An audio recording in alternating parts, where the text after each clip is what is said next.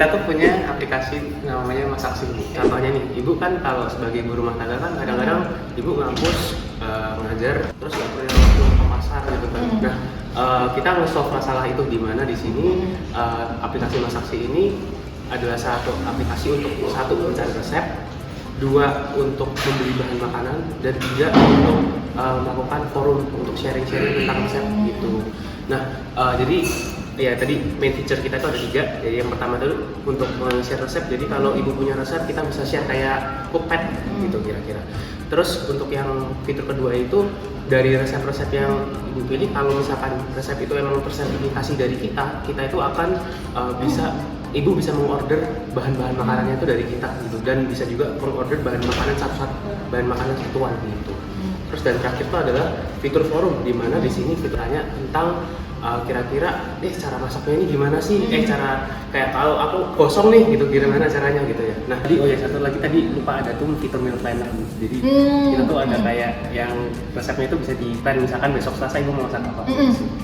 Dan seperti fitur-fitur yang sudah saya sebutkan sebelumnya, apakah tertarik untuk pakai aplikasi ini? Ya, untuk mempercepat cara belanja, resep-resep yang sangat-sangat membantu sekali. Aku bakal tertarik sih soalnya, karena aku kan selain ibu rumah tangga juga aku kan susah cari inspirasi gitu ya. Jadi biasanya kalau ngelihat reels Instagram atau ke medsos yang lain, kalau ada reels tentang masakan itu aku memang suka ngelihat sih. Tertarik itu sangat membantu banget karena kan di situ ada menunya ya. Terus kita juga bisa order langsung gitu ya. Hemat waktu banget gitu. Tertarik sih, terutama di meal planner-nya. Saya kan sering lupa tuh. Misalnya besok saya bingung mau makan apa. Kalau ada ginian saya jadi lebih pasti sih besok bisa mau makan apa. Sekalian bisa saya pesan juga untuk hari itu kan. Ya kalau misalkan aplikasi ada seperti ini ya membantu saya sekali sih. Nah kan abis kakak udah main-mainin sama prototipe-nya, kelebihan sama kekurangan dari aplikasi ini apa? Kelebihannya, aku rasa kalau meal planner itu udah oke banget ya untuk orang-orang yang diet.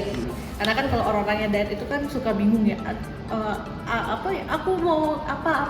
Karena forum itu akan sangat membantu. Karena kan kalau untuk yang muslim kayak yang tadi kasus yang aku bilang, kalau misalnya ternyata ada barang non halal, dia kan akan mencari substitut gitu. Jadi itu akan sangat berguna untuk yang fitur forumnya. Dan untuk emak-emak muda itu akan berguna untuk ngecek resep-resep yang gampang dimasak sama dia.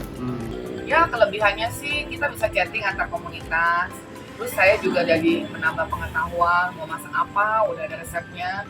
Dan yang terutama hemat waktu karena dia nge-link langsung ke penjualnya, jadi kita langsung dapat sayur-sayurannya.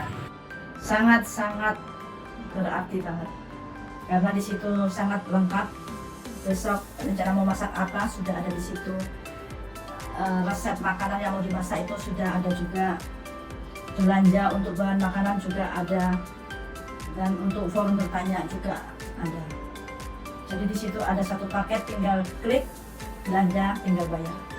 Tampilannya bagus ya. Maksudnya dari secara penataan, layouting jelas gitu loh. Maksudnya kita mungkin pengguna baru nggak kesulitan dalam menggunakan pas pertama kali. Kekurangan mungkin bukan kekurangan sih jatuhnya, mungkin saran improvement yang belum ada.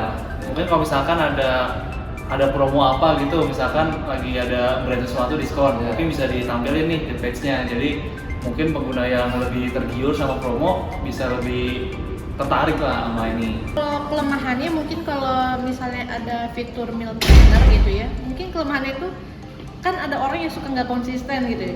Misalnya ini hari Sabtu, terus minggunya dia pengen makan misalnya beef teriyaki, terus ternyata dia nggak niat, aku nggak niat, nggak jadi gitu.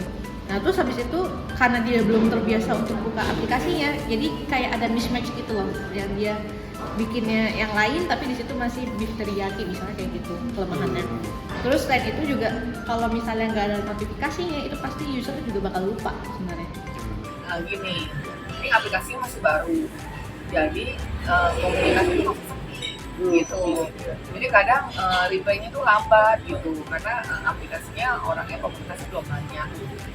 Seperti itu aja untuk sesi interview kita. Jadi terima kasih Bu. Makasih Kak buat udah luangin waktunya buat di interview. Oke, terima kasih Tante waktu-waktunya.